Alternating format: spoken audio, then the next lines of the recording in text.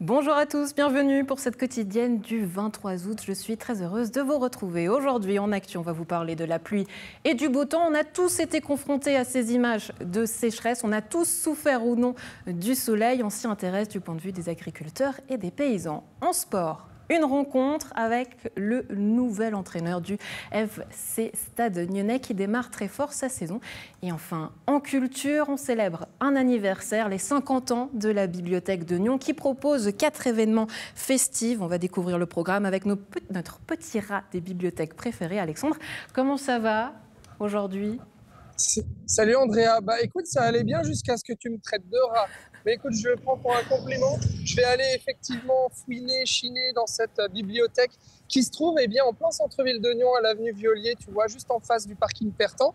Mais alors, est-ce que tu as déjà visité cette bibliothèque, Andrea, toi qui aimes tant lire ? Ouais, moi, je t'avoue que c'est mon univers, j'adore ça, j'adore l'odeur des livres. D'ailleurs, je suis jalouse de toi. La première chose que tu feras, j'espère, c'est plonger ton petit nez comme un petit rat dans les livres. On va voir ça. En tout cas, je vais vous faire visiter cette bibliothèque de Nyon qui fête ses 50 ans donc. À tout à l'heure, Alexandre, pour cet anniversaire. Avec nous aujourd'hui, plusieurs invités qui sont en coulisses et qui attendent patiemment. Avec nous, Christophe Cachili, le coach du FC Stade Nyonnais. Bonjour à vous. Avec nous également, Jean-Michel Ray, coordinateur roman de l'association Solidarité Paysans Romandie. À ses côtés, Reynald Pache, agriculteur paysan de Prangin. Messieurs, Reynald Pache, Jean-Michel Ray, je vous laisse venir me rejoindre sur ce plateau pour notre interview. On va parler de la pluie et du beau temps, je l'ai dit. Jean-Michel Ray, vous avez une très belle citation qui résume assez bien la situation. Vous dites, pour un paysan, le mauvais temps, c'est le même temps qui dure trop longtemps. Tout à fait, bonjour. Bonjour. J'adore votre t-shirt, du champ à notre assiette. Je suis obligée de le soulever, hein. Il est comme ça, il est beau. Bon, on va parler de cette thématique de la sécheresse qui nous a tous embêtés. On a l'impression que ça embête plus les agriculteurs et les paysans. Est-ce que vous êtes d'accord avec ça, Jean-Michel ? C'est vrai qu'on a l'habitude d'être questionné, de savoir si c'est dur pour les paysans. Alors bien sûr que c'est dur pour les paysans, mais je crois que c'est très important de dire que c'est dur pour tout le monde. Et puis que cette sécheresse, elle impacte nos forêts, elle impacte la nature, elle impacte aussi notre énergie, puisqu'avec l'absence d'eau dans les cours d'eau, on nous annonce déjà des pénuries d'électricité. Donc je crois que la population en général devrait se préoccuper quand il y a de la sécheresse ou quand il y a trop d'eau. Enfin, quand les conditions météorologiques sont perturbées, je pense qu'on est vraiment tous concernés, et pas que les paysans. Reynald Pache, il y a toujours deux camps, hein. Il y a ceux qui disent on est trop alarmiste, il y a ceux qui disent finalement ces sécheresses, on y a tous été confrontés, c'est rien d'exceptionnel. Dans quel camp vous êtes et comment vous l'avez vécu cet été ?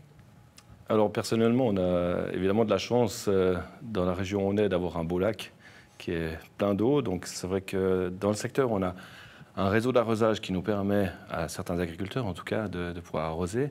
Donc évidemment, on appréhende un petit peu différemment la sécheresse puisqu'on a les moyens d'arroser, mais ça a quand même un coût, ça a quand même un travail supplémentaire, et c'est vrai que la pluie du ciel est toujours meilleure que la pluie de l'arrosage. Ouais, il y a pourtant des règles, hein. C'est vrai qu'il y a une loi qui date de quelle année déjà ? Vous m'avez dit 1960, qui nous empêche d'aller chercher l'eau dans les rivières notamment. Bon, là, en conséquence, il n'y a pas d'eau.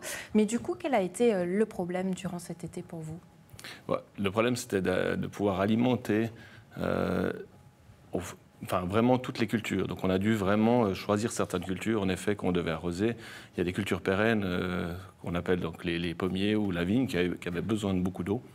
Et puis d'autres cultures, qu'on dit des cultures de printemps, comme les tournesols ou les sojas, où on a fait juste un arrosage. Et puis ensuite, on a un peu abandonné en disant on verra, on récoltera ce qu'il y a. Parce que le coût est élevé, et puis aussi la capacité de pouvoir arroser était un peu limitée, puisqu'il y avait une grande demande sur tout le secteur. Oui, des demandes aussi qui se sont faites du côté des paysans. Justement, quel retour vous avez de ce milieu-là en tant que coordinateur roman de l'association Solidarité Paysans Romandie ?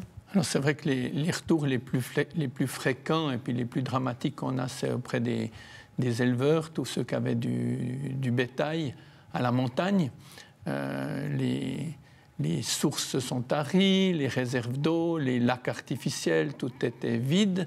Et puis, les réserves naturelles de fourrage, c'est-à-dire que les pâturages qui poussent naturellement, ils se sont desséchés. On a vu vraiment des zones désertiques, au point que certains agriculteurs ont dû descendre les vaches qui étaient en pâture à la montagne pour les descendre en plaine. On parle d'ailleurs d'une désalpe précoce. Alors une désalpe précoce, oui, à Saint-Cergue, on a la désalpe le 23 septembre. Je ne sais pas combien il restera de troupeaux à la montagne pour la désalpe, mais il y a plusieurs fermes qui ont déjà descendu les vaches. Et puis le problème de ces vaches qui descendent, c'est qu'il faut les nourrir.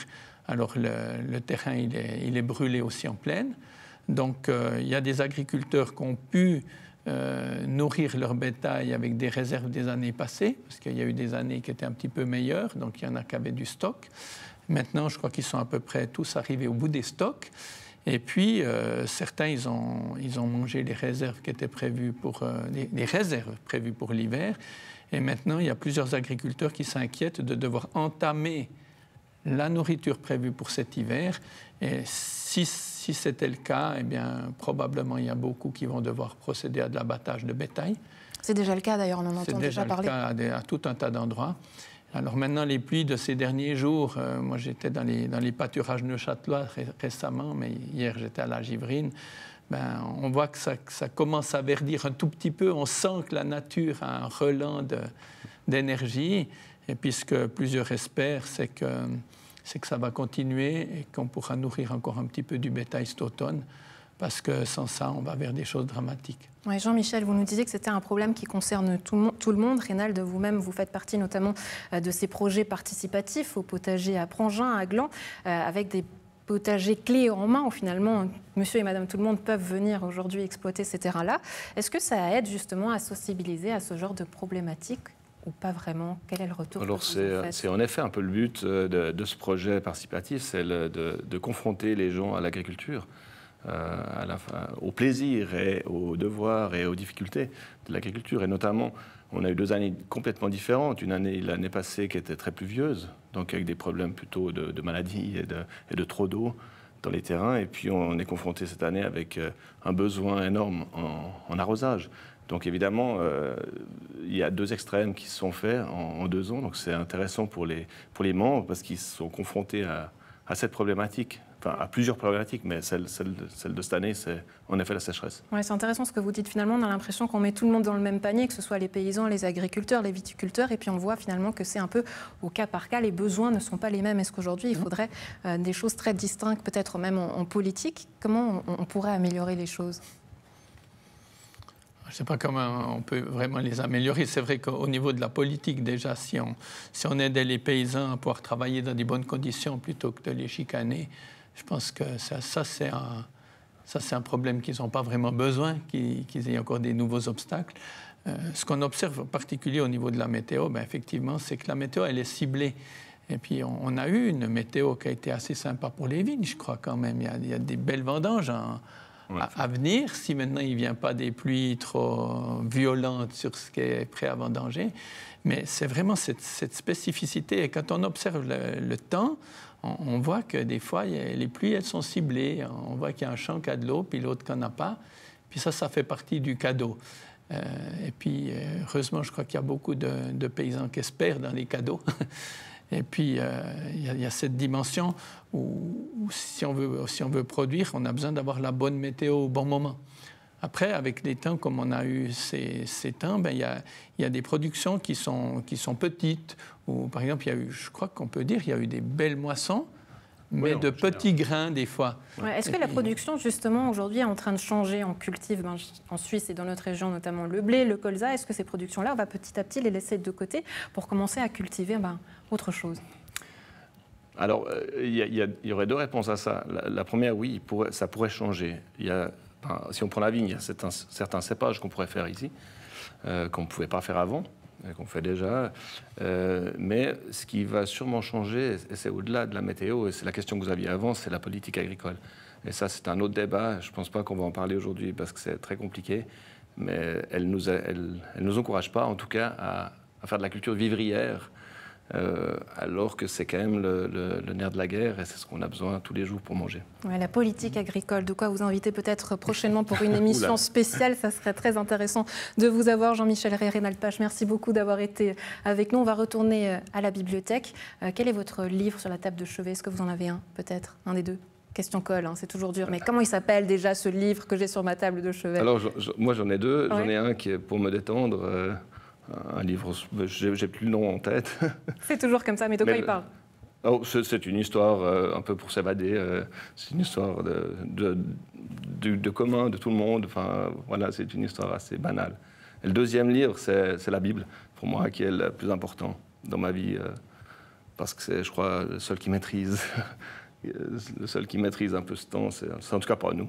Ouais. Un livre qu'on retrouve certainement dans beaucoup de chambres de nuit. Jean-Michel Rénal-Pache, merci beaucoup d'avoir été avec nous. Alexandre, on retourne à toi et à la bibliothèque de Nyon. Fais-nous part de cet anniversaire. Oui, eh bien, je suis en compagnie de la bibliothécaire Claire Philippe. Bonjour Claire. Bonjour. Alors, on est ici donc dans la partie roman. À ce que je vois, déjà Claire, je vais vous demander comment ça va. Est-ce que vous êtes prête pour la grande fiesta? Absolument, on est au taquet. Voilà, pour fêter ses 50 ans. Ça démarre ce week-end, on aura l'occasion d'en parler. Mais visitons peut-être ensemble cette bibliothèque que je ne connais pas. Et Claire, j'ai envie de vous faire la petite interro surprise. Combien de livres y a-t-il à cette bibliothèque de Nyon? Alors, 18 000 documents. Ah, vous le savez par cœur? Mais oui, absolument. Plus les offres numériques. Ah, plus les offres numériques, on va en parler aussi. Et alors, il y a combien de catégories? Je vois que, bon, là, on est dans les romans, mais il n'y a pas que ça. Qu'est-ce qu'on y retrouve dans cette bibliothèque? Non, mais les romans en français, c'est vraiment un point fort de la bibliothèque de Nyon. C'est-à-dire qu'on achète à peu près 400 nouveaux romans par année. Là, c'est la rentrée littéraire cet automne. Donc, évidemment, on achètera tous les livres dont on parle dans la presse. Et puis sinon, il y a d'autres points forts, évidemment. Il y a des documentaires, mais dans ces documentaires, il y a beaucoup de guides de voyage. Ça, c'est vraiment aussi un des points forts. Et un autre point fort de la bibliothèque, c'est tout ce qui est BD, manga. Ah, c'est au-dessus, il me semble, non? Exactement. Ah bah alors, on va monter à l'étage pour voir les BD. Alors, ça ressemble à quoi une bibliothèque en 2022? Qu'est-ce qui se modernise? Alors, une bibliothèque en 2022 est plutôt multitâche et multi-usage. Oui. Ça veut dire qu'en même temps, les personnes qui aiment venir à la bibliothèque dans un endroit tranquille, calme, pour choisir leurs documents, ils peuvent le faire. Et ceux qui viennent parce que c'est un lieu de rencontre, un lieu pour travailler en groupe, un lieu pour participer à des ateliers d'écriture ou à des clubs de lecture, peuvent aussi le faire. Alors là, je suis sûr qu'Andrea, elle est en train de se dire, mais il parle fort dans cette bibliothèque, qu'est-ce qui se passe? Bon, déjà, on précise que aujourd'hui, à l'heure où on enregistre, la bibliothèque n'est pas ouverte au public, donc vous nous avez ouvert l'accès, mais c'est vrai, ce stéréotype, la bibliothèque, il faut ne pas parler, s'asseoir dans un coin pour lire un livre, c'est toujours d'actualité? Non, je ne crois pas. En tout cas, à la bibliothèque de Nyon, ce n'est pas d'actualité. D'accord. Notre idée, c'est vraiment que chaque personne qui vient à la bibliothèque s'approprie l'usage de la bibliothèque. D'accord. Et alors, vous savez combien il y a de personnes inscrites à la bibliothèque? Autre question piège. Oui, il y a 3400 personnes inscrites à la bibliothèque. D'accord. Et alors, à cet étage, qu'est-ce qu'on voit? On voit déjà des livres dans les langues étrangères? Oui, exactement. Ça marche très bien parce qu'il y a une grande communauté, évidemment, notamment anglophone, à Nyon. Ouais. Et puis, la nouveauté, c'est que depuis peu, on prête aussi des livres en ukrainien. Ah oui, d'accord. Voilà. Ah oui, je les ai vus tout à l'heure en bas. On te les montrera, Andrea. Et le rôle d'une bibliothécaire, est-ce qu'il a évolué en 50 ans? Et comment? Absolument. Oui. Avant, je pense qu'en fait, une bibliothèque, c'était un lieu où il y avait des collections de documents et où des bibliothécaires s'occupaient de gérer la collection. Et en fait, maintenant, étant donné cette idée du multi-usage de la bibliothèque, en même temps, pour emprunter, la collection reste au cœur du métier, mais n'empêche, il y a encore beaucoup d'autres usages. Et à partir de là, nous, on devient des passeurs et des passeuses de culture. D'accord. Et alors, votre livre du moment, j'aime bien vous poser des cols, Claire, je suis navrée, mais votre livre du moment, c'est lequel? Est-ce qu'il se trouve dans cette bibliothèque ou pas? Alors, oui, en effet, je dois y réfléchir, mais disons, on va dire que celui que je m'apprête à lire et que je me réjouis de lire, c'est le dernier roman de Virginie Despentes. D'accord. Ah oui, Voilà. qui est là, voilà, qui vient de sortir pour la rentrée littéraire. Effectivement. Bon, je vous remercie pour ce petit tour. Ah, on n'a pas vu quand même, alors on va aller juste ici parce qu'il y a quand même toutes ces bandes dessinées et mangas. C'est vrai que ça aussi, c'est un argument pour faire venir les jeunes, justement, dans une bibliothèque. Est-ce que c'est plus difficile qu'avant d'attirer les jeunes en bibliothèque, avec le numérique, les écrans, tout ça? Alors oui, on va dire qu'au niveau des loisirs, il y a pléthore d'offres de loisirs pour les jeunes, mais en même temps, l'idée, c'est toujours de faire des liens. Donc, nous, on a quelques mangas, mais par exemple, à la bibliothèque de Nyon Jeune Public, eux, ils ont des centaines de mangas déjà, parce qu'ils en ont depuis plus longtemps. Donc, en fait, l'idée, c'est quand même d'évoluer avec son temps et d'évoluer avec la société et les personnes qui font partie de la société, donc avec les jeunes, les moins jeunes, et l'évolution aussi des pratiques. Alors, on va en parler juste après avec votre collègue, justement, qui nous attend à l'étage en dessous pour nous parler de tout ce qui est fait et mis en œuvre pour le jeune public, justement. Claire, merci beaucoup. Et puis, alors, rendez-vous déjà ce week-end. Et puis, on va en parler après aussi des autres fiestas, justement, qui aura lieu pour les 50 ans de la bibliothèque. Andrea, avant de te laisser parler sport, puisqu'on parle littérature, alors là, je suis en bande dessinée, en manga. Je ne sais pas si ça t'attire tout autant que les romans. Mais est-ce que tu veux que j'aille chercher un roman pour toi, à voir s'il y est? Est-ce que tu as une perle rare que tu aimerais dénicher? Ouais, le livre que j'ai lu dernièrement et que je conseille à tout le monde, c'est Océan en mer, une vraie pépite, si tu me le trouves. Voilà, Claire pourra le partager à tous ses lecteurs. Moi, c'était mon dernier coup de cœur. Voilà, c'est dit. Océan en mer. Alors je vais essayer de le trouver. Tu dis, ça s'appelle Océan en mer, c'est ça? Exactement. À tout à l'heure, Alexandre. On va voir en combien de temps top chrono tu nous le trouves. Et on passe à la course et au sport. On ouvre une page sport justement avec le FC Stade Lyonnais et son nouveau coach. Je vous invite justement à me rejoindre, Christophe Cachili, sur ce plateau. Merci beaucoup d'être avec nous. Vous le savez donc, le FC Stade Lyonnais peut désormais compter sur un nouveau coach après le départ d'Anthony Breza pour Lausanne-Ouchy. C'est donc vous qui remplacez Christophe Cachili. On est très heureux de vous avoir. Vous reprenez donc les rênes de cette première équipe des jaunes et noirs. On va revenir déjà sur ce week-end puisqu'il y avait une très belle ambiance, notamment contre le match face à Servette. Alors une défaite 1-4, mais une grosse affiche et près de 2000 personnes dans le public. Comment vous l'avez vécu ce match? Alors il y a deux manières de voir les choses. Forcément un petit peu déçu parce qu'on est des compétiteurs, on a envie de gagner les matchs. On sait que c'était un adversaire coriace, une belle montagne à franchir. Donc on a le sentiment qu'on n'a pas fait ce qu'il fallait sur le terrain. Par contre, le club, tous les bénévoles ont fait ce qu'il fallait justement pour l'organisation. Chapeau à eux. À la sécurité également, ça nous a permis d'accueillir pas mal de monde au stade et une belle organisation, une belle fête. Mais pourtant, ce n'est pas un match qui compte pour le championnat, puisque ça fait partie de la Coupe de Suisse. Donc on voit là l'esprit compétiteur du coach. Est-ce que c'est peut-être votre marque de fabrique? Est-ce que c'est la touche que vous allez donner à ce club? Oui, de toute façon, on est tous pareils. Enfin, les joueurs également, on a tous envie de jouer les matchs pour les gagner. C'est d'ailleurs l'objectif qu'on s'est fixé. On a un championnat qui est long, qui est fait de pas mal de rebondissements. L'important, c'est de tout donner toujours pour gagner les matchs, bien se préparer, bien travailler, garder l'humilité. Anthony Breza disait, lorsqu'il était venu la dernière fois sur ce plateau, j'ai un foot champagne ici dans notre équipe, tout le monde attaque, tout le monde défend. Est-ce que vous allez garder cette tactique? Ouais, mais c'est le foot moderne. Je pense que les défenseurs sont les premiers relanceurs, les premiers attaquants, et les attaquants sont les premiers défenseurs. Donc tout le monde doit être concerné par les animations. C'est le foot moderne. Oui, on va parler un petit peu de vous. J'aimerais comprendre ce qui vous a animé notamment à reprendre cette équipe. Alors, comment ça s'est passé déjà votre candidature? Est-ce que c'est le club qui est venu vous démarcher? Comment ça se passe, ce genre de choses? Comment est-ce qu'on devient coach du FC Stade Lyonnais? Ouais, c'est vrai que le monde du football, c'est un monde de réseau. Les agents, les représentants, moi je suis tout seul. J'aime pas me mettre en avant. Donc c'est les dirigeants du Stade Lyonnais qui sont venus me chercher. Le feeling est passé et on a trouvé un terrain d'entente et on est parti pour une belle collaboration. Ouais, vous aviez déjà des affinités justement avec ce club? Est-ce que c'était une équipe que vous suiviez? Quel lien vous aviez avec ce club? Une équipe que j'ai rencontrée plusieurs fois par le passé, un entraîneur que je connaissais également, des anciens joueurs que je connaissais. Et Stade Lyonnais, ça reste une belle référence dans le canton de Vaud. C'est, à mon avis, le club le plus solide dans le monde amateur, on va dire. Et il est aux portes du monde professionnel. Maintenant, il faut franchir des caps. Et puis une anecdote qui est assez sympa, je trouve, et qu'on a pu lire dans la presse chez nos amis de la presse écrite notamment, on a pu lire que vous alliez mettre des capteurs chez certains joueurs pour analyser comment ils jouaient sur le match et ensuite y revenir. Comment ça marche, cette histoire de capteurs? Expliquez-nous. Là aussi, c'est le foot moderne. C'est des GPS qui nous permettent de mesurer le nombre de kilomètres qu'ils parcourent pendant le match. D'un point de vue individuel, d'un point de vue collectif aussi. Et c'est pour nous des données de référence pour pouvoir travailler, adapter les charges d'entraînement. On a des données sur les distances, sur l'intensité des distances, les courses à haute intensité.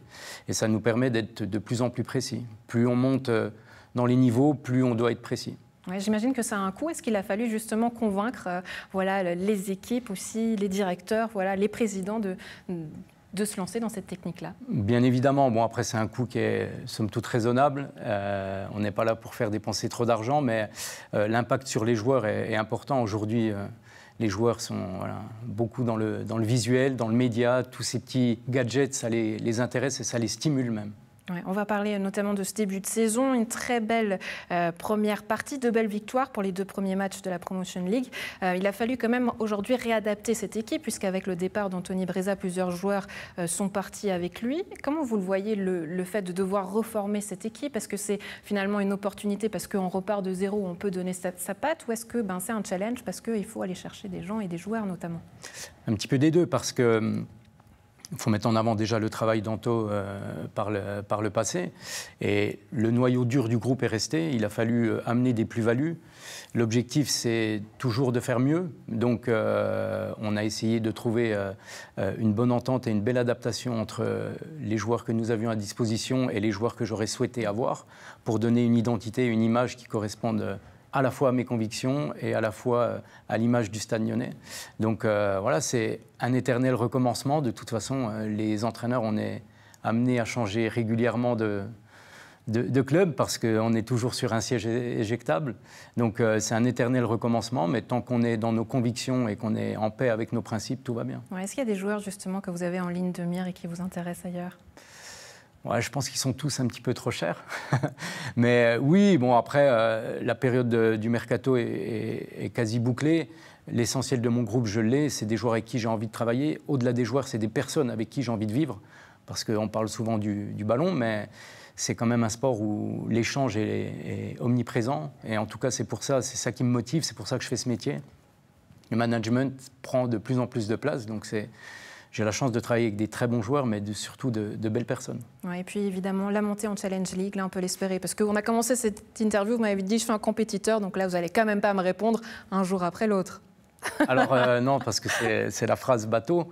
Par contre, je suis quelqu'un d'humble et je pense que pour arriver à nos fins, il faut travailler et on n'a pas de résultats sans travail et pour ça, il faut garder l'humilité. Comme je vous dis, on joue tous les week-ends, donc c'est un éternel recommencement, tous les lundis. Christophe Cachelli, nouveau coach du FC Stade Lyonnais, merci beaucoup d'avoir été avec nous. Vous avez, vous, un livre de chevet en ce moment? Oui, c'est Phil Jackson sur la psychologie du joueur et le management d'un groupe. Vous restez dans votre univers. Exactement. Comme Alexandre, lui, il n'a que des livres qui sont en lien avec le cinéma. Alexandre, on retourne à toi justement. Est-ce que tu as trouvé, moi, mon petit bouquin pépite? Je suis navré, Andrea, je ne l'ai pas trouvé. Claire m'a dit qu'apparemment, il était déjà ancien et puis que ça a été remplacé par les nouveaux livres de l'auteur que tu as cité tout à l'heure. Mais alors là, je me trouve dans le coin cafétéria et je suis en compagnie de Valérie Trottet-Choffrine. Bonjour. Bonjour. Alors, vous êtes bibliothécaire et vous êtes notamment en charge de toute cette partie jeune public. Alors, dites-moi, où est-ce qu'on se trouve ici et qu'est-ce qu'on y fait dans cette salle? Alors ici, on est à la bibliothèque adulte, dans la salle qui est la salle des magazines, des quotidiens. Donc, on peut encore louer des magazines à la bibliothèque, en fait. Absolument. Mais on peut aussi lire de la presse nationale ou internationale sur cette tablette via une application qui s'appelle Press Reader. Et on peut aussi, bien sûr, utiliser Press Reader à la maison, sur sa tablette ou sur son téléphone ou sur son Mac ou son PC. Ouais. Et donc, les gens viennent encore, j'ai posé la question à Claire, mais je vous la pose à vous aussi. Vous savez, les gens avec le numérique, les liseuses, justement, les tablettes, les gens viennent encore à la bibliothèque pour louer des livres en papier. Oui, alors la bibliothèque fait beaucoup d'efforts pour être bon avec le papier et aussi être bon avec le numérique. Oui, maintenant, il y a les deux, quoi. Voilà, que les personnes viennent ici choisir des documents papier ou qu'elles puissent profiter de l'offre depuis chez eux, justement sur leur propre matériel. On essaie d'être bon dans les deux, c'est ça qu'on cherche à faire. D'accord. Et alors, j'ai vu Valérie, on va passer là-bas parce que la bibliothèque se diversifie aussi. On ne peut pas, on n'emprunte pas que des livres, on emprunte aussi. Alors, j'ai vu des jeux pour enfants derrière et j'ai même vu ici des parapluies. Il y a quoi d'autre? Qu'est-ce qu'on peut louer à cette bibliothèque, en fait? Alors, effectivement, on a des parapluies comme ça. On essaie de trouver des solutions pour les personnes pour leur rendre service. Donc, voilà, on prête des parapluies. On fait vraiment aussi un effort d'inclusivité. Il y a aussi des serviettes hygiéniques, des linges pour les enfants. Donc voilà, on essaie. Il y a encore des CD alors apparemment. Il y a encore des CD. Il y a encore des gens qui viennent louer des CD. Parce que en fait, en Suisse, il n'y a pas vraiment une offre streaming pour bibliothèques. Ce qu'il y a par exemple en Allemagne, ce qui est magnifique, mais en Suisse, ça n'existe pas. Donc voilà, on a encore des CD. D'autres bibliothèques en ont. Et alors, ce qui m'a frappé aussi, c'est que regarde Andrea. C'est assez drôle et assez nouveau, c'est que tu peux aussi louer des jeux vidéo, en fait. Là, voilà, je vois Assassin's Creed, je vois les Pokémon aussi. On peut louer des jeux vidéo maintenant? Alors, on peut louer des jeux vidéo à la Bibliothèque Jeune Public. On en prête depuis 2017. On était une bibliothèque pionnière en Suisse romande. On prête donc chez Nintendo des 3DS et des Switch. On prête aussi la console.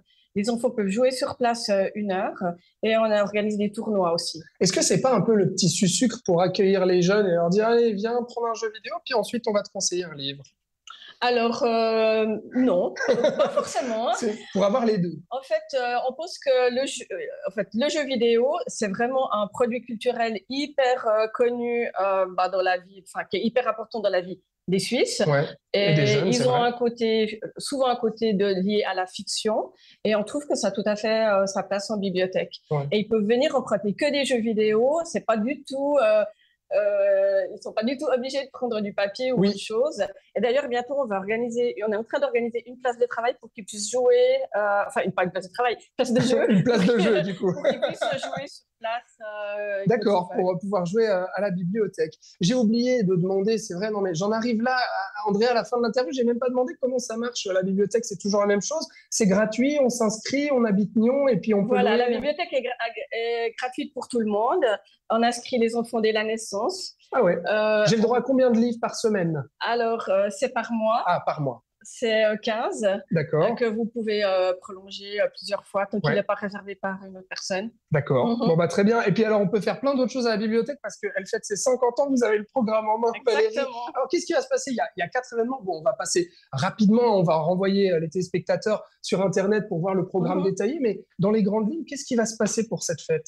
Alors, samedi, on a le premier événement qui s'appelle la Fiesta, ici sur le site adulte, où il y aura une partie officielle, il y aura un cortège qui va circuler entre la bibliothèque adulte et ici, parce qu'on a installé un marquage au sol, des très beaux gros autocollants entre les deux sites pour les identifier et les signaler. Donc voilà, vous êtes tous invités, 10h à la bibliothèque jeune public pour commencer le cortège.